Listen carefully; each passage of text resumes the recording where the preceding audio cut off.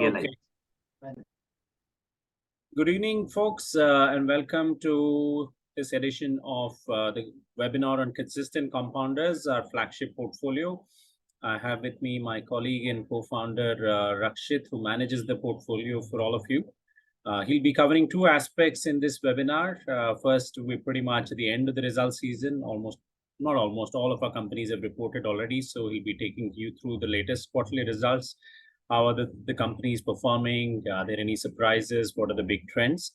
And he'll also cover some aspects of our most recent newsletter about how such companies, consistent compounder companies, will always be subject to competition, and how do we give ourselves comfort in the face of such competitive threats. This should go on for about half an hour, 40 minutes, post which we'll open it up to Q&A, and we'll take as many questions as we can as usual. But for now, I'll hand it over to Rakshit. Over to you, Rakshit. Thank you, Pramod. Good afternoon, everyone. Thanks for dialing in. Let me start with sharing a set of slides.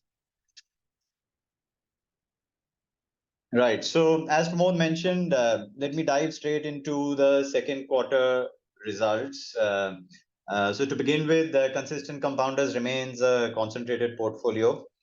We've got 15 stocks in the portfolio at the moment. The list is in front of you. All these 15 companies have reported their second quarter revenue and profit growth. The encircled parts, the red dotted encircled parts, are highlighting the revenue growth on the left and earnings growth on the right that these portfolio companies have delivered so far. That they have delivered in the second quarter. Also, you can see how the sort of fundamental growth momentum looks like for the year-on-year, preceding quarter, preceding full year, last 3 to 4 years, so on and so forth. Now, what are the key trends here? So first and foremost, this remains a sort of earnings growth average of say 20 to 22%. Revenue growth of say high teens, 17-18%. Both of those numbers, particularly the earnings growth number, is a bit on the accelerating trend. Let me just point out a couple of ways to slice and dice this data of revenue and earnings. So at the bottom where you see the weighted average, the 17% for this quarter and 25 for profit, 17 revenue and 25 profit. The entire row here for revenues does include Trent, because Trent has been reporting relatively more normalized growth than profit growth. Profit growth for Trent has been a little abnormally high in the more recent quarters, and that 212%, for instance, for second quarter on a YoY basis, or for that matter, 450% for FY23. These kinds of growth rates, they skew the overall averages, and hence you see the asterisks where the earnings growth rates are ex-Trent. They are excluding Trent for the remaining 14 stocks, excluding Trent from the portfolio. Just so that you get a rough sense of how the overall portfolio is growing on a normalized basis, because for Trent we don't expect a 450% year-on-year growth to be representative of anything normal, and it as I said, it skews the number if we take that into account. So that Trent earnings growth has been excluded when we compute the weighted averages here. Now, broadly speaking, as I mentioned, it's about a 20% there or thereabouts earnings growth and high teens revenue growth for this portfolio. Within that, there are a couple of trends which you can see consistently for all the stocks. So for instance, when you look at Nestle vis-a-vis the FMCG industry, for those of you who keep tracking the reported results, you might be aware Hindustan Unilever, Godrej Consumer, and a variety of other FMCG companies, Dabur and all, they all reported very weak second quarter FY24 revenue growth. It was in the low single digit. Some of them reported a decline on a year-on-year basis. So it was a pretty weak quarter for FMCG in general. And within that, Nestle reported a 10% revenue growth and a 20% profit growth. So industry leading by a big mile. Likewise, when you compare, let's say, the growth of say Trent versus other apparel retailers, or of let's say Dr. Lal Pathlabs versus other diagnostic companies, the growth rates of most of these companies in our portfolio are significantly higher than the listed competitors from the same industry for the last one quarter as well as for the last few years. And that is representative of market share gains that most of these companies are reporting.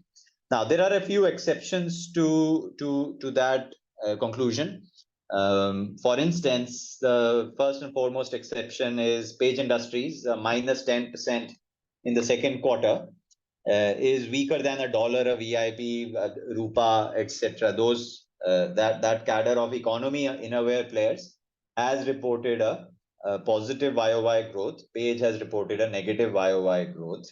Why is that? Well, Page for the last 3 quarters has been reporting weakness on the back of two things. One, athleisure, which is the track pants, t-shirts, etc.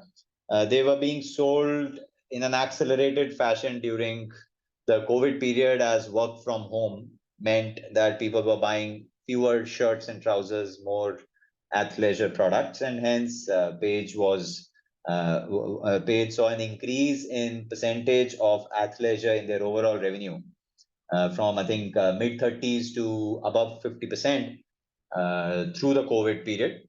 And from that high base, the mix change is normalizing again. And hence, you see a bit of a negative there, which is temporary. This becomes part of the base, and like-for-like comparables become more normal from the next quarter, second half FY24 onwards. And the second factor where Page has had a decline in revenues is the technology implementation, the auto replenishment system that they have implemented, which has led to inventory destocking for the distributors and to a smaller extent even for Page on its own balance sheet. Now, the distributor destocking does lead to revenue growth for Page being lower than what the end customers' demand growth has been. Because the inventory is getting destocked at the distributor level. That again was a 3 to 4 quarter phenomenon coming to its fag end now. The inventory correction in one of the categories is yet to fully get over. In most of the categories, the inventory correction is over. So another maybe small drag in one more quarter, but not a big one, and we expect normalization again from second half FY24 onwards. So that's Page where I think the revenue growth rates are weak.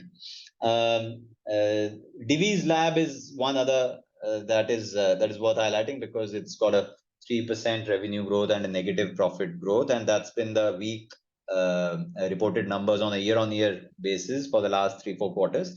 Here again, for those of you who remember, Divi's was selling Molnupiravir as a COVID-related drug, and many of the non-COVID-related drugs that it used to manufacture, they were getting deferred in demand during COVID.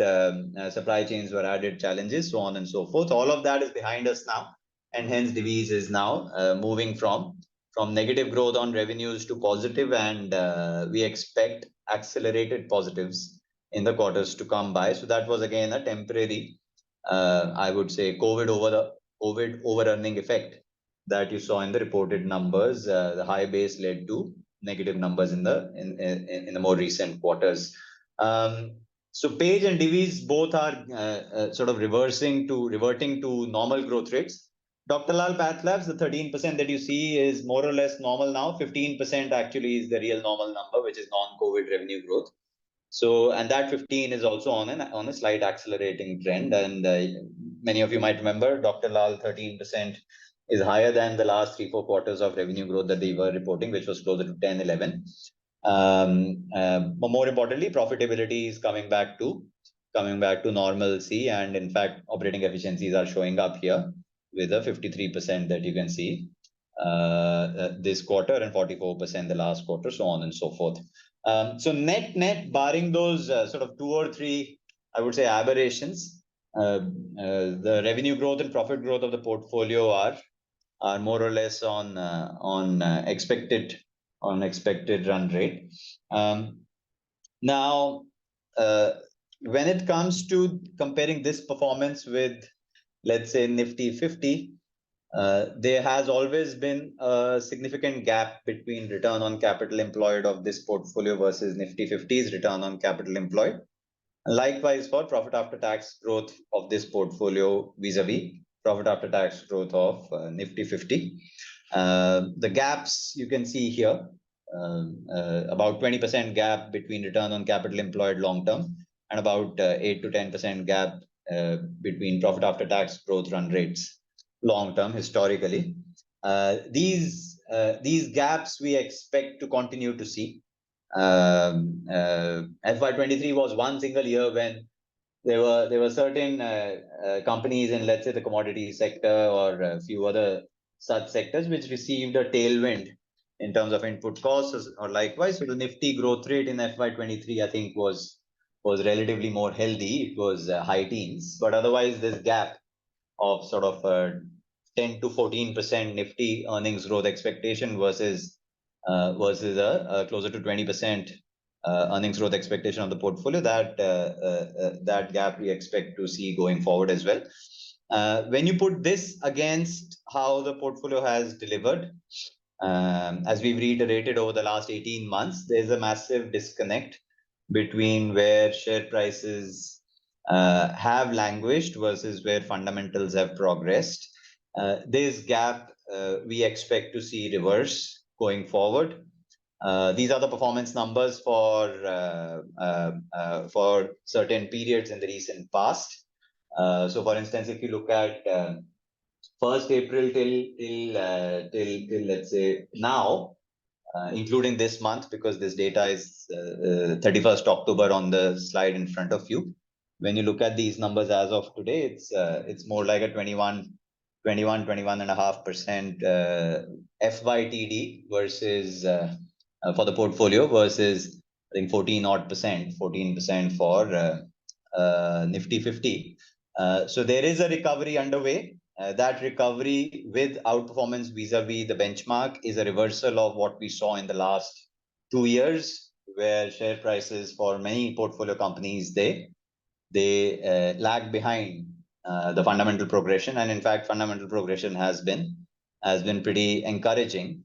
Many of these companies have actually used the COVID period, the crisis period, to their benefit to become stronger variants of what they were back in 2019-20 when they entered the crisis period, and that strength is something that we expect to keep seeing.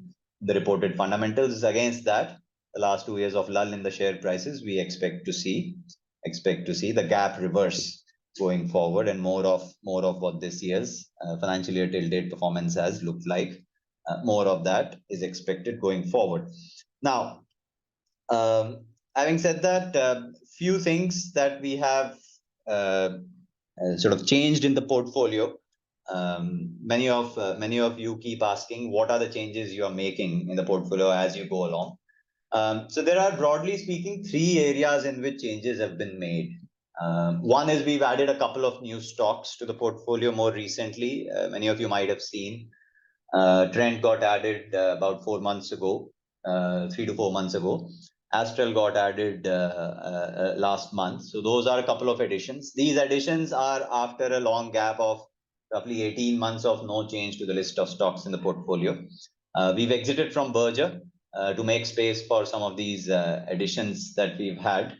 Why have we added these businesses? Well, both of these, Trent and Astral, we see them evolving and becoming stronger as time is progressing.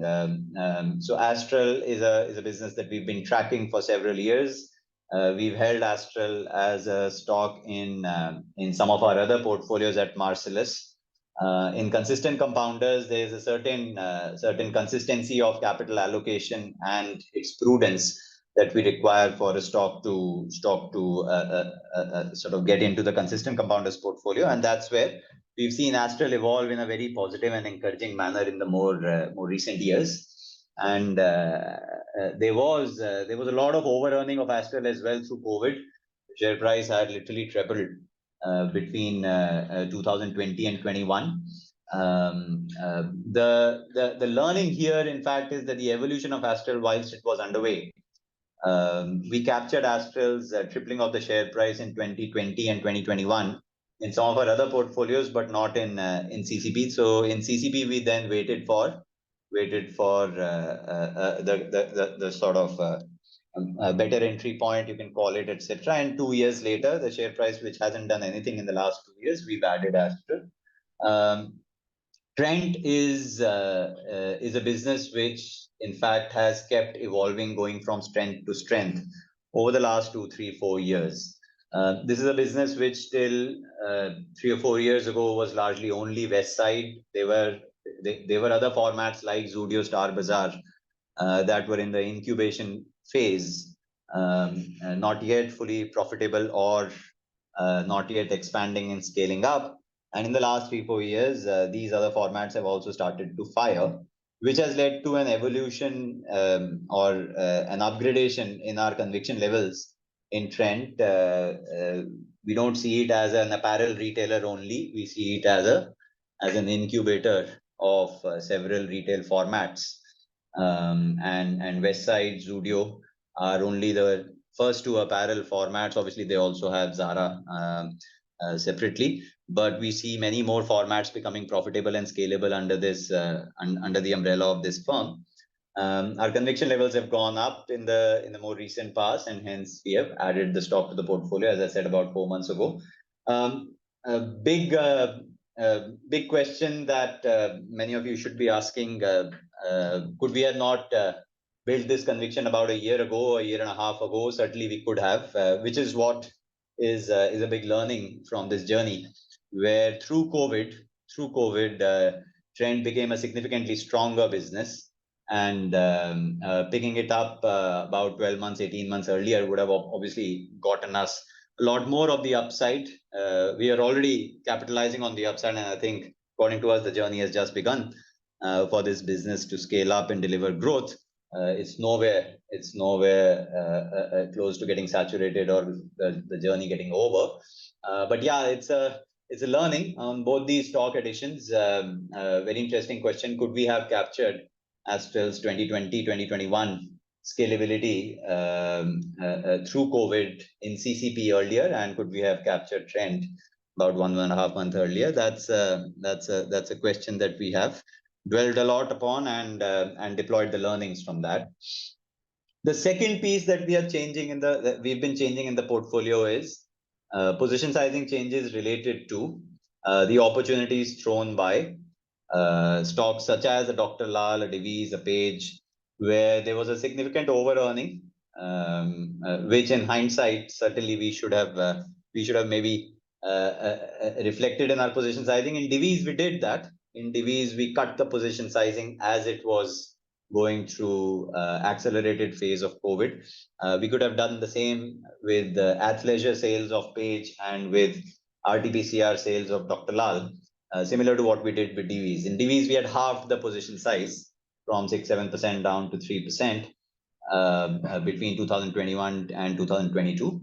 And now we in the last, say, 1.5 years have increased the position sizes here and already starting to get some of the benefits of rebalancing, particularly on Dr. Lal and Divi's. The third aspect which we have reflected in our portfolio is there are lots of disconnect in the share prices of our portfolio companies that we see every time competitive pressures increase, every time disruptive threats they emerge for our portfolio companies. Now, this is something that I'll dwell a little more on. As Pramod mentioned, we've written a recent newsletter as well on this subject in the more recent past. And hence, before I start on the competition and disruption, these are some of the actions as a result in the portfolio on rebalancing / position sizing that we have taken in the last, say, 18 months or so. Many of these actions have already started yielding results. So, for instance, increasing Dr. Lal Pathlab's 18 months ago as a position size when there was a lot of fear reflected in the share price around e-pharmacies becoming stronger, so on and so forth, to, let's say, buying more of a Bajaj Finance when geo entry threat had led to the share price going below 6,000, or say buying more of a Divi's Lab, so on and so forth, right? So these are some of the position sizing changes that we have reflected in our portfolio in the more recent past. Now, coming to this subject of threat of competition, because I'm sure many of you would have a question around whether CCP stocks are in the firing line of increased competitive intensity in their industries. And these are some of the examples. These are newspaper clippings, press articles. They talk for themselves in terms of how this might be raising questions about competition and its impact on some of our portfolio companies, whether it be in the paints industry. Grasim entering Q4 FY24 is when they are expected to launch their products. Aditya Birla again, it keeps launching or keeps heightening competitive intensity through some of its formats. At times it is Van Heusen, bottom right. At times it is jewelry, top right. Bajaj Finance, Geo Financial Services, most of you would be aware, so on and so forth. Now, first and foremost, this is not the first time that it is happening with CCP stocks. We've been here. We faced this kind of competition in the past as well. These are some of the examples of the same companies. So just like you've got Grasim entering and trying to compete against Asian Paints in a meaningful way 4 years ago, JSW Paints also tried to enter. The concerns were there at that time as well. HDB Financial instead of Geo Financials was a new competitor scaling up meaningfully a few years ago against Bajaj Finance. Reliance Jewels instead of Aditya Birla's jewelry now was looking to exponentially expand in India 6 years ago. Dr. Lal Pathlab has been facing pressure initially from Thyrocare 2017, then a variety of other players along the way. Van Heusen, Page Industries, many of you might remember 2018-19. There was a big concern amongst market participants about whether Page Industries is moderating revenue growth at that time was a result of Van Heusen entering or not, so on and so forth. Right, so this is not the first time that competitive pressures against these companies have been heightened. It happens periodically. Now, you should never sleep over it. We don't. What do we do? We'll come to that. Here is the first example of how it actually might create opportunities if you remain convinced that competition will not succeed against, let's say, your portfolio company. This is an example, Dr. Lal Pathlab's, many of you might remember, e-pharmacies as a new business model through capital raised from venture capital funds, Tata 1mg, Farm Easy, M-Fine, Redcliffe, Healthians. All of these players, they entered in FY22 particularly and expanded. I mean, some of them entered a few years prior to that, but FY22 was when capital raise was the most intense and competitive pressures were the most intense. That's the third box in this series from left to right, the third one, which led to a correction in Dr. Lal's share price. Now, this wasn't the first time.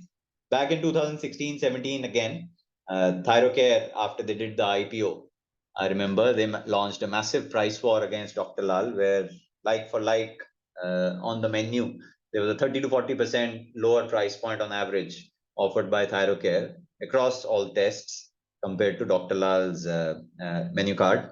And at that time as well, the fear was that good days of growth for Dr. Lal Pathlabs appear to be over.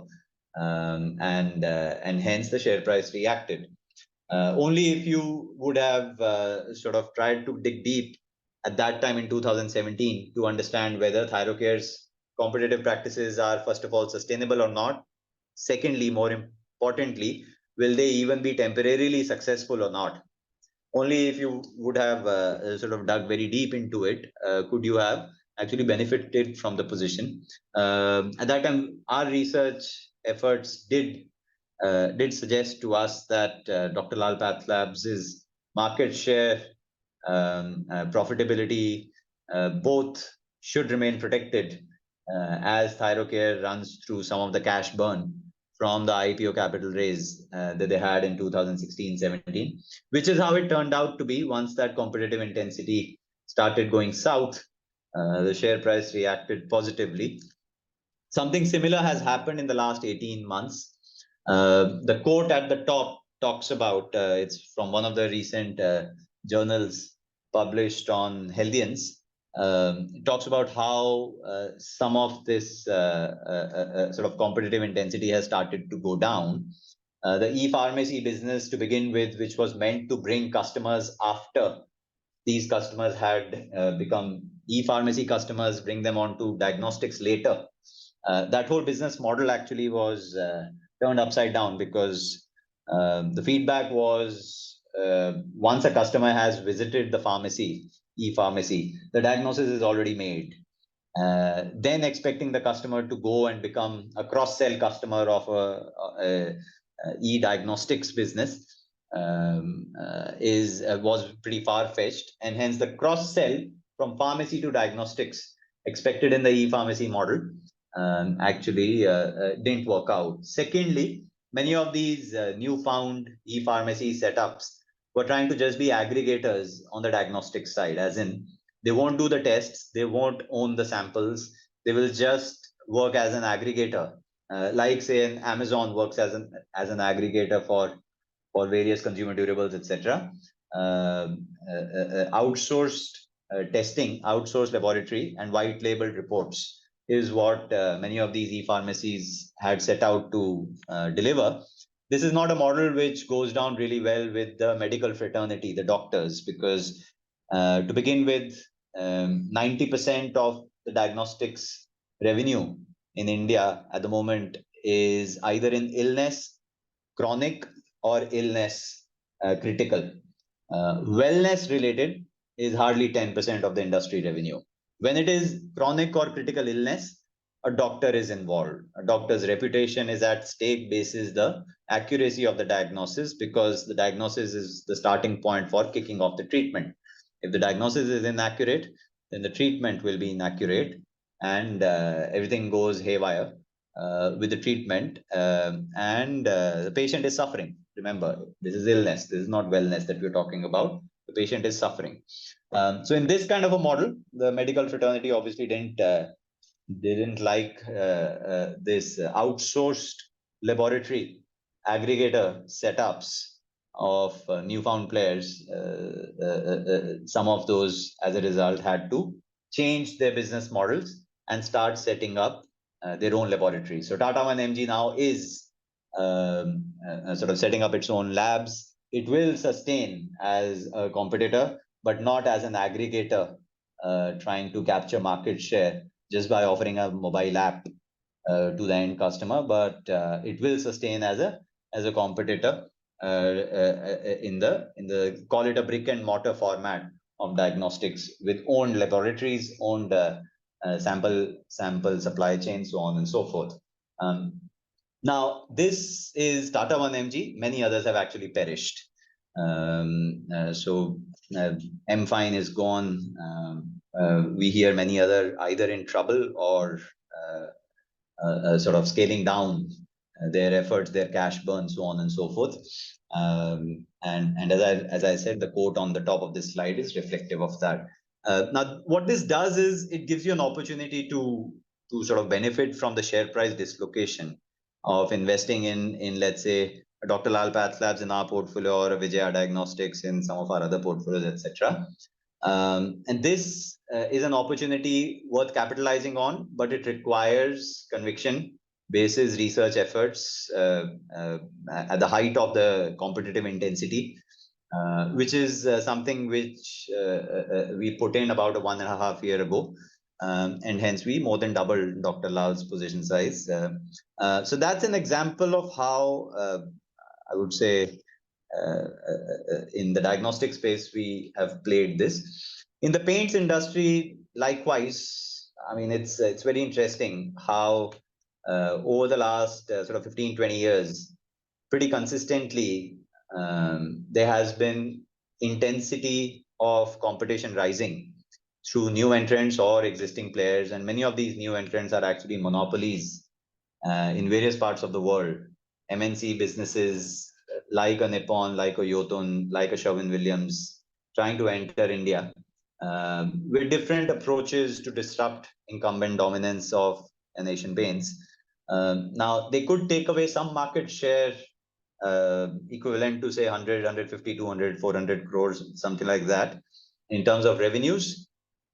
But not enough, not a lot. Asian Paints with about 30,000 crores of revenue kept gaining market share through all this rise in competitive intensity, and many of these new entrants have sort of gradually fallen by the wayside. So Sherwin-Williams has exited from India. Shalimar Paints never scaled up. JSW Paints and decorative paints isn't scaling up the way they expected, so on and so forth. Will Grasim defy this trend and be a successful disruptor, successful competitor? We'll wait and see. Never say never. But at the moment, there is a lot of low-hanging fruit if Grasim were to pluck, which is outside of the market share controlled by Asian Paints, because Asian Paints' dominance is based on supply chain efficiencies that cannot be replicated overnight, delivering to 1.5 lakh paint dealers 3 to 4 times in a day, direct without wholesalers or distributors' involvement, requires a degree of demand forecasting that you cannot replicate. I mean, that's like saying, can you use your balance sheet strength in the e-commerce retail business and dislodge Amazon by burning some capital? It's difficult because the demand forecasting capabilities of say an Amazon are at a different level. You can catch up if Amazon allows you to catch up, but you can't overnight build that capability. Likewise, it's the case with someone like an Asian Paints. The sales team on the ground level working as employees of Asian Paints, they add massive value to the dealers. On top of it, the supply chain adds massive value to the dealers in delivering them inventory turns, which drives their returns on capital employed.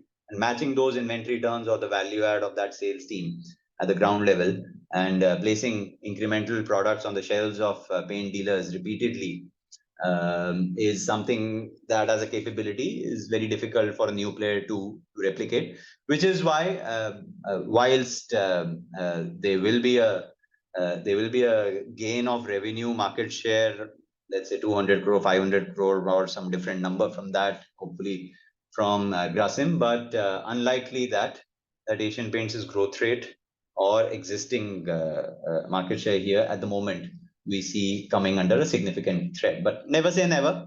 If Grasim is making inroads, if their approach, if their strategy is reflective of sustained market share gains, we'll take corrective action. But had we sort of exited from a Dr. Lal Pathlabs at 1,900 rupees a share 1.5 years ago instead of doubling their allocation in our portfolio, you can understand what a big missed opportunity it would have been just because a new entrant or combination of several new entrants with large balance sheet were entering that industry. Likewise here in the case of Grasim. Now, very quickly, why does this happen? Because this will keep happening going forward as well. The competition will stay intense for our portfolio companies going forward as well. This typically happens because there are very few companies that generate returns on capital employed in excess of 25-30%, right? So for instance, to the right of the dotted line is a bunch of companies from BSE 500, which is only 19% of BSE 500, that has delivered more than 30% return on capital employed. Obviously, that includes some firms like, say, a Unilever, a Colgate, a Castrol delivering 100% or higher returns on capital employed, and many of our portfolio companies fall in that basket.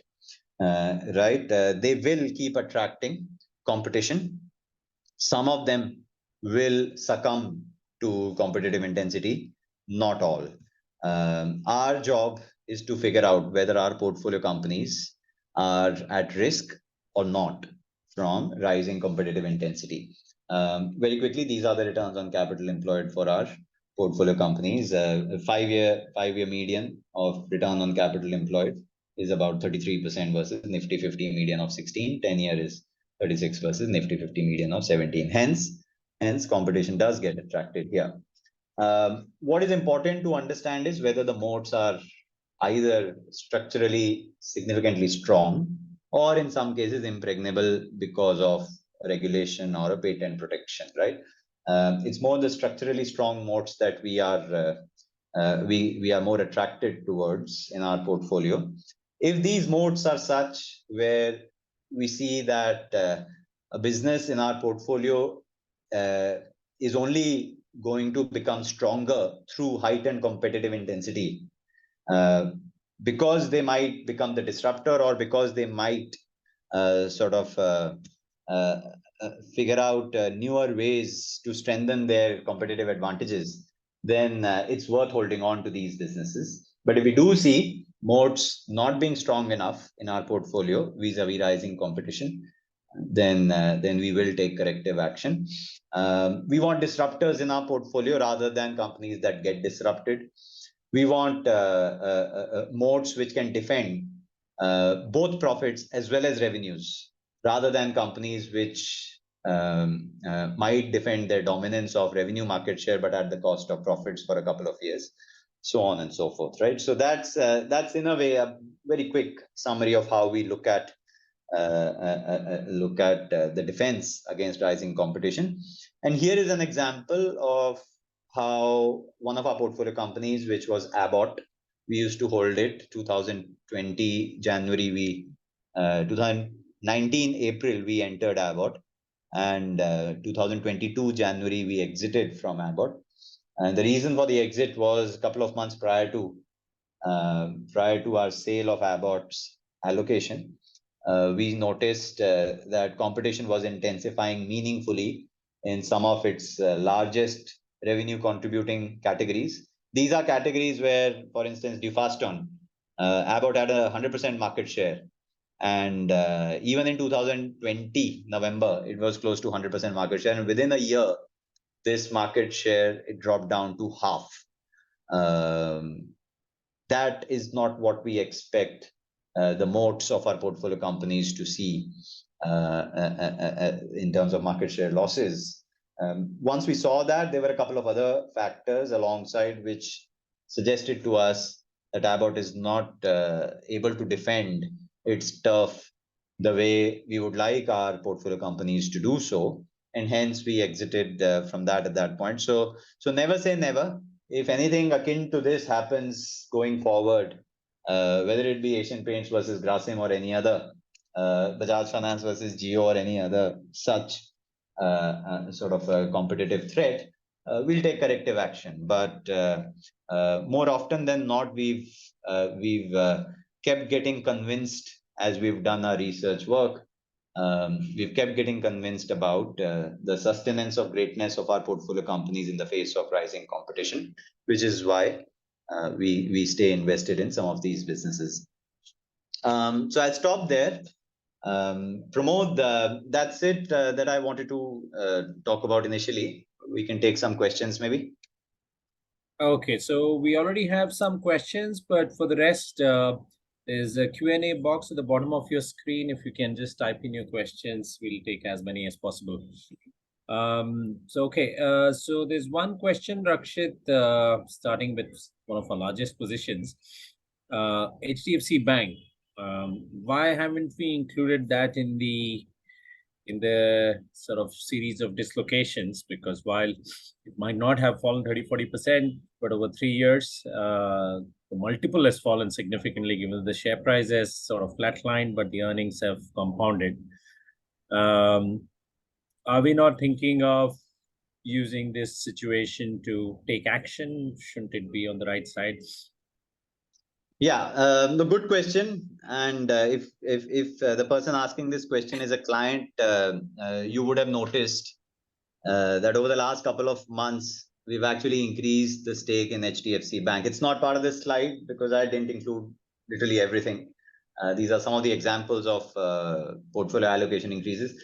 We have increased allocation in HDFC Bank over the last couple of months. I won't disclose the percentages here. You are a client, you can look at your account. We do remain convinced that after HDFC Limited merger, HDFC Bank is actually a stronger business than what it was prior to the merger. There are many synergies which we are looking forward to in terms of cross-selling of, let's say, HDFC Life policies from HDFC Bank branches, which under the open architecture that HDFC Bank previously had, wasn't a flow of revenue and profit that they used to get as aggressively as we see the cross-selling opportunities bringing to them as profits of HDFC Life as an example. Similarly, a lot of CASA cross-sell to HDFC Limited customers from HDFC Bank's liabilities franchise, and a lot of home loan cross-sell from HDFC Limited's home loan portfolio to HDFC Bank's customer base. So lots of such synergies are what we are looking forward to. We do understand that in the last couple of quarters, particularly first quarter ending June, the deposit growth rate was weak. In fact, there wasn't a growth, it was flat, which caused the concerns reflected by the share price somewhat, I guess. We have sort of done our research and are reasonably convinced that it was an aberration. First quarter FY24 deposit growth not coming through was an aberration. We do see deposit franchise for HDFC Bank growing at a strong pace, and cost of liabilities remaining a competitive edge here for HDFC Bank. It's quite interesting, the kind of regulatory changes that we heard last week from RBI on risk weight increases for unsecured loans. Those kinds of changes, they actually help increase the competitive advantages that a well-capitalized balance sheet of a player like HDFC Bank would have vis-a-vis many of the either fintech competitors or PSU bank competitors who might not be able to participate in the growth of unsecured lending in this country as aggressively as they could have with lower risk weights, so on and so forth. So lots of reasons why our conviction levels on HDFC Bank remain not just intact, very high, in fact.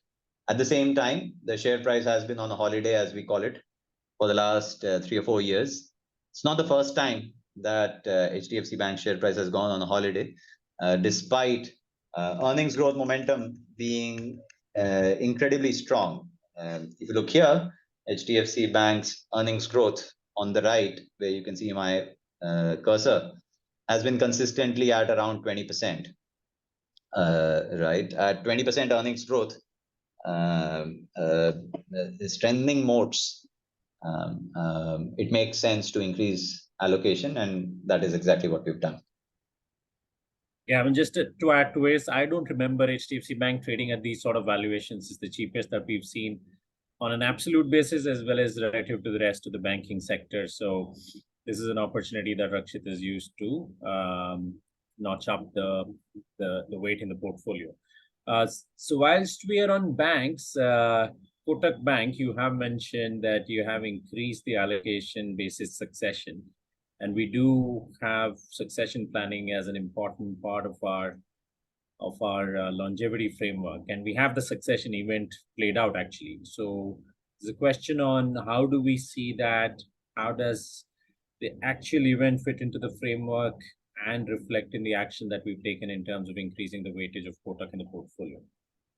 Yeah, so the increase in weight of Kotak in the portfolio is more a reaction to the stock becoming significantly more cheaper. Significantly cheaper than its intrinsic value versus the gap between the share price and intrinsic value that persisted till 2-3 years ago. It's not that our succession risk weight on the stock has improved. It hasn't gone through an upgrade in our internal succession framework. The succession risk has always been the reason why Kotak was a significantly lower allocation than HDFC Bank in our portfolio, than any other lender. In fact, it was one of the lowest allocations. The more recent increase in weight is an opportunity to try and benefit from significantly cheaper valuations than what it was available at previously. The risk weight remains where it was, and we are far more comfortable with, let's say, the succession pipeline of CXOs available with an HDFC Bank versus the succession pipeline of CXOs available with Kotak. Having said that, it's a risk that we are factoring in.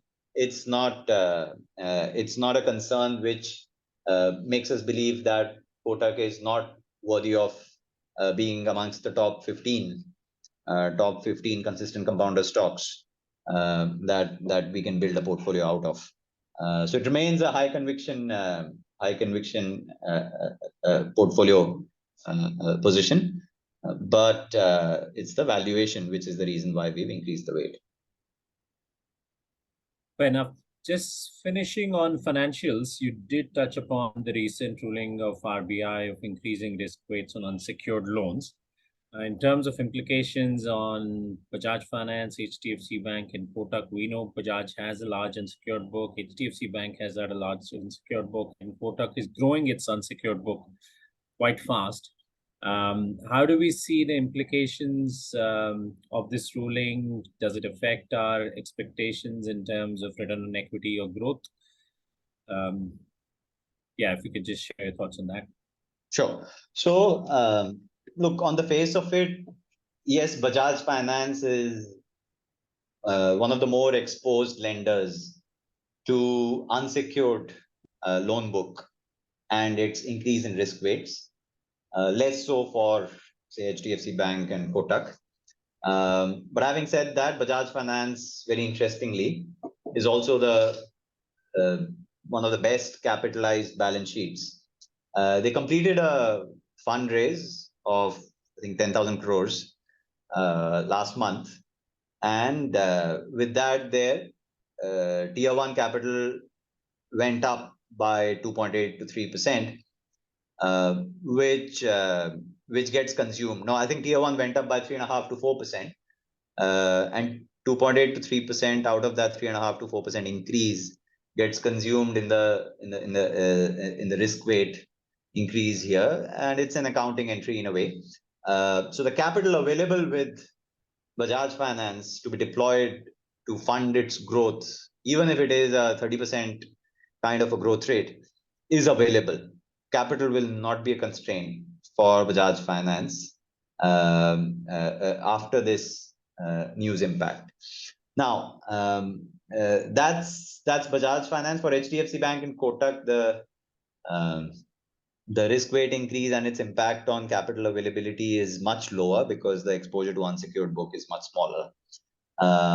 And they also have sufficiently capitalized balance sheets. Growth rate shouldn't get affected by this move. But having said that, there's a massive long-term positive implication of this regulatory change for the well-capitalized lenders, right? There are several kinds of competitors who might see a gradual decline in competitive intensity, given the impact of this move on their capital availability, or there might be lots of capital raises in the industry in order to fund the growth which could have otherwise come without a capital raise, maybe had this change not happened. So first and foremost, fintechs, right? Fintechs actually get hit on both sides of the balance sheet, on the asset side as well as on the liabilities side. And competitive intensity from fintechs is likely to substantially go down after this for, let's say, someone like a Bajaj Finance, just to give you an example.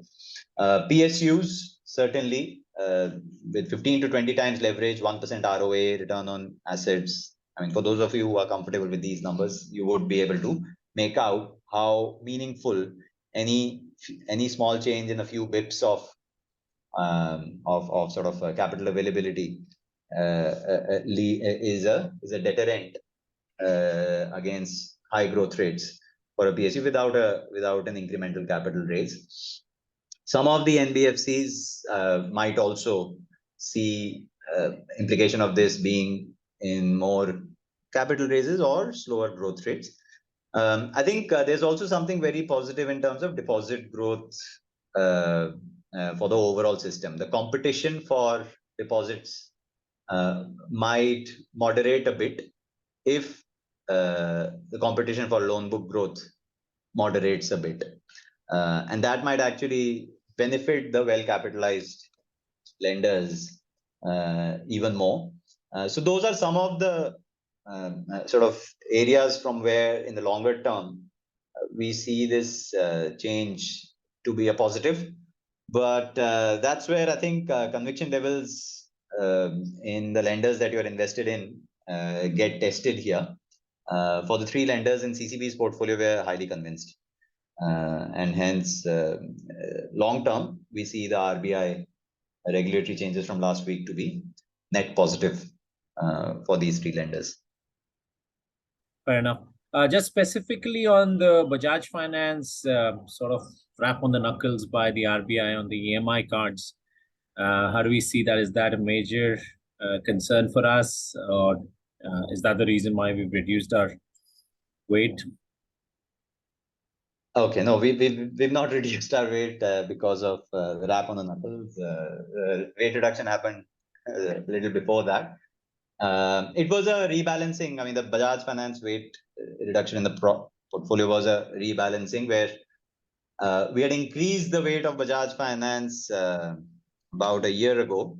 You see, somewhere here I might have mentioned, don't remember. Yeah, increased the weight of Bajaj Finance right in the middle, December 2022, when the share price had fallen and the margin of safety had increased significantly. From there on, Bajaj Finance went up by 25-30%. The rest of the portfolio didn't go up as much. And at the same time, there were a few other stocks which underwent an expansion in margin of safety. So there was that rebalancing which we did in the portfolio. But the rap on the knuckles is a reasonably small event to worry about at this stage. Small because, I mean, a few weeks or few months is the possible disruption to online lending of that particular product, where the regulatory announcement, the RBI announcement came through. It's in a way similar to what HDFC Bank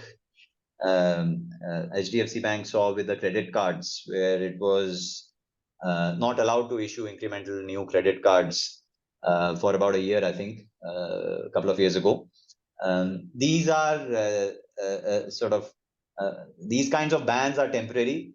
The intrinsic value of a business is not just 1 year's P&L, which in the case of Bajaj might not be affected by more than a couple of percentage points, even on a single year basis. And hence long-term prospects of the business don't reduce or change. And hence we don't see rap on the knuckles being a major event here at the moment. Great, fair enough. Now, there are a lot of questions on one of the new entrants into the portfolio, Trend. not least the one on valuation. I'm sure you'll cover that as well. But given the understanding that retail is generally a difficult sector, most retailers have sort of burnt a lot of shareholders' money. How did we come around making peace with this sector? And why do we refer this as sort of a late recognition of the strengths? And then finally, if you can finish with how do we make peace with the 150 times earnings? Sure. So Trent is a combination of three business models. Three scaled up business models at the moment. Let me put it that way. One is West Side. The second one is Zudio, and the third one is Star Bazaar. There are a few others. So Trent is Zara is a JV with Inditex. There are a few other models in the oven. So there's Misboo, there's there are a couple of more. Now, West Side was the only success story that Trent has had till about 3-4 years ago in terms of profitable growth and consistent growth. It's a business which from 2011-12 onwards has been growing same-store sales growth at least 8 to 9% every year. Westside was actually also one of the most consistent apparel retailers even through COVID. The strengths of Westside are more around buying, merchandise, sourcing, and superior in-house store experience.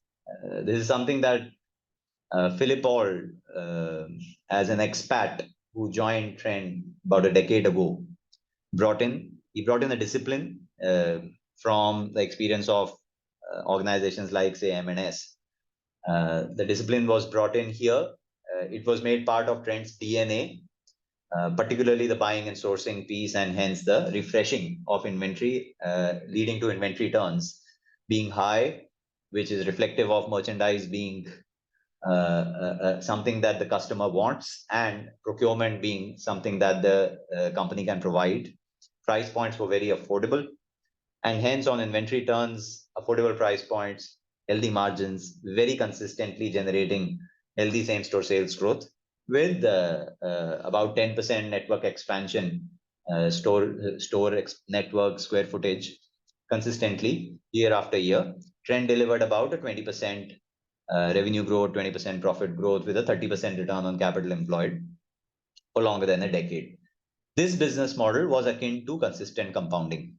This is actually the one of the best examples of consistent compounding. In a difficult industry, like Pramod mentioned, retail is a very difficult industry. You see many companies go bankrupt. In a difficult industry, there was a moat created. There was a competitive edge created, which helped deliver high return on capital employed and healthy growth. Right? The standard definition of consistent compounding. Now, what Trent had been doing was they experimented with a format called Fashion Yatra initially, which then became a subset of their Star Bazaar grocery retailing stores. They started selling apparel from Star Bazaar. Just like, say, Avenue Supermarts also sells apparel as part of the general merchandise that they sell. Not exactly in the same way, but slightly in a different way. Star Bazaar used to also sell apparel. And then Zudio was spun out of Star. How was it spun out? It was actually the more profitable part of Star Bazaar stores with higher inventory turns, etc. And a deal was struck between Trent and Tesco, because remember, Star Bazaar is part of a JV with Tesco. And incremental Zudio stores started getting opened outside of the Tesco JV. The stores which get opened within Star, they remain in the JV. So in that way, Zudio became a scaled up, successful format of affordable fashion apparel, price points lower than Westside, experience significantly premium given the price point. And hence, by joining the business at the hip with West Side on procurement and sort of sourcing, Zudio was made a successful format, scaled up in a very meaningful manner. Today, Zudio has between 350 and 400 stores and opening about 200 stores per year. So scaling up at literally more than 50% in square footage year on year. On top, same-store sales growth is positive, profitability is high, returns on capital employed are about 35%. They've got a very unique, innovative model of converting from company-owned stores to franchisee-owned after a certain point of time, which leads to capital efficiency as they scale up at such a fast rate. This kind of a scale-up is not a drag on their return on capital employed. It doesn't become a drag on profitability until the new stores break even because of this kind of a structure that Zudio has. So Zudio is a very profitable one. This is where I think we probably are about 12 months late in recognizing its greatness. What we have captured though is Star Bazaar and getting convinced about how that format is approaching break even at a network level. At a store level, we see it approaching break even imminently, if not already. Private label is a massive success. Fresh is something that they've nailed. These are some of the most difficult aspects of retailing in India. Nailing down fresh and private label in a grocery retail model is probably one of the toughest aspects of doing retail in India, which Star Bazaar, as we believe, has nailed reasonably well. At the moment, this is a loss-making network of stores. FY23, between 100 to 150 crores of drag on profits is what was within the 500 crore profit reported by the consolidated entity. So it's a meaningful drag as it approaches break even and turns profitable. There's a massive uptick in earnings growth that you'll see, which is already happening as well. The losses are reducing and it's approaching. I think this part we believe is reasonably sort of underappreciated in the share price here. Now coming to the PE multiple as a result, the PE multiple needs to be adjusted for, broadly speaking, three aspects. So the 150 times trailing PE that you see, first and foremost, you need to build in the more sustainable profit levels of Star Bazaar than what are included in the denominator of the trailing 150 times PE. Hi, Hardik here. Sorry to interrupt. Yeah. The screen is blank. If you're sharing some data, we're not able to see it. Screen is blank. No, I'm not sharing.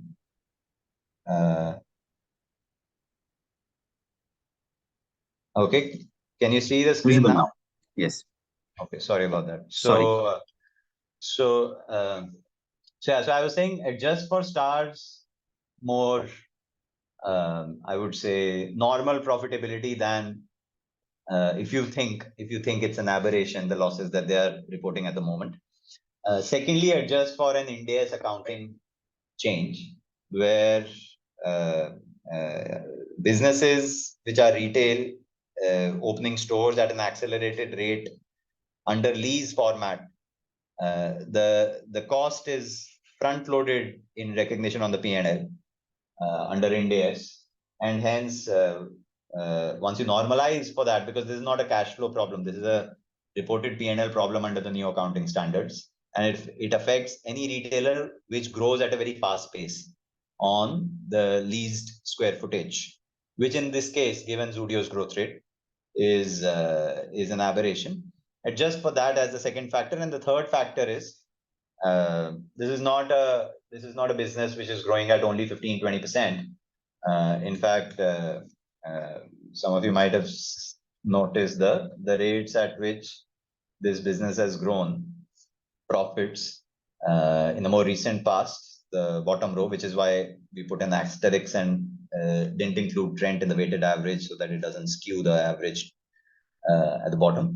Adjusted for that, the PE multiple then becomes far more, I would say, reasonable than the apparent 150 times.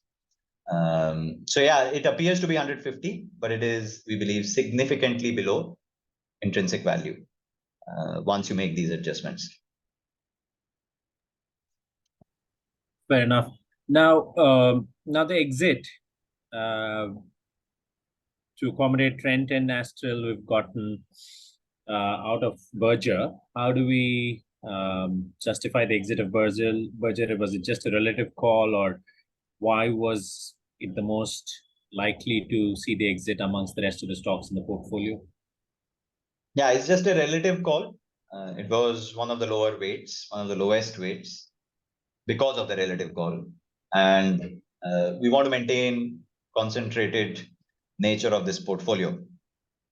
We don't want to take the 14, 15 stock count to 20 or 25 or 30 or 35 in future, as more businesses get added to the list of being consistent compounders. So we'll always keep it concentrated, which means we'll always take relative calls to maintain the concentration.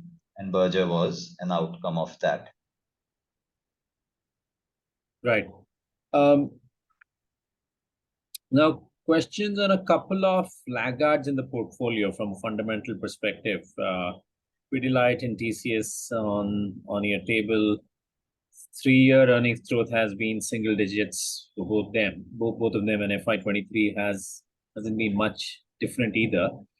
How do we justify the presence of these companies, although historically quite legendary in status, but almost 3-4 years of single-digit sort of an earnings growth? There's an added question on Pidilite, given its entry into lending. How do we see that fit into Pidilite's business? Yeah, the last part is something that we are watching very closely. Not all such decisions are prudent use of capital, but at the same time, some such decisions are very innovative use of capital. Which way will Pidilite's capital allocation swing in our minds as they execute this 100 crore lending piece? At one level, if you just do numbers, it's a small part, so nothing that moves the needle on the balance sheet. 100 crores is very small given their annual cash generation and the balance sheet surplus cash at the moment. But remember, lending is leveraged. Any erosion through NPAs, etc., if at all, through lending, happens via that leverage 5 times over, 7 times over, etc. So yeah, we are watching the developments here. At the moment, since they haven't started the practice at the ground level, we don't have a view on it. But once they start, we'll build a view. If this is really path-breaking innovation, done in a manner that doesn't increase the risk, then we'll stay convinced. If not, we'll take corrective action. Coming to growth rates in the last 2 columns, so FY 19 to 23, those 4 years, for someone like a Pidilite. So there's something, this is where COVID was quite an aberration affected period, because it had lockdowns. It ended with Russia-Ukraine war leading to commodity price upswings, so on and so forth. So wherever you see FY22 as the end, Asian Paints 8%, Pidilite 9%, all of those numbers are reflective of even Nestle 10%, right? Those numbers are reflective of significant gross margin compression in FY22 and EBITDA margin compression. To quantify, for many of these companies, the gross margin compression and EBITDA margin compression was between 8 to 12%, which is massive. I remember Asian Paints' EBITDA margin actually went down from 22, 23% down to 14. Likewise for Pidilite, their guided range of margin is 21, 22%, and given the commodity upswing, raw material inflation, margins came crashing down. Now, these are all temporary effects. Hence, rather than getting perturbed by it, we actually wait for such margin compression events to create an opportunity to scale up our position size if the share price corrects. None of these numbers where 9% for Pidilite or 8% for Asian Paints are reflective of weakness in volume growth, revenue growth, growth prospects going forward in the long run, market share losses, weakening in competitive advantages, none of that. And hence, there is an aberration. You can see the reversal of this impact. So Pidilite growing profits now at 32%, 33, 36% in the first half of this financial year, or Asian Paints growing profits at 51, 52, 53. I mean, we don't expect Asian Paints to continue to grow profits at 50% going forward. So that's a reversal of the aberration created. So yeah, so there's a little bit of normalization underway already, and when you look at those numbers, just adjust for it, not reflective of weaknesses. And TCS, similar views on slowdown over the last 4 years? Yeah, so TCS, I mean, like many other stocks that are talked about being exposed to competition or disruption, here again, we are watching the impact of generative AI on demand for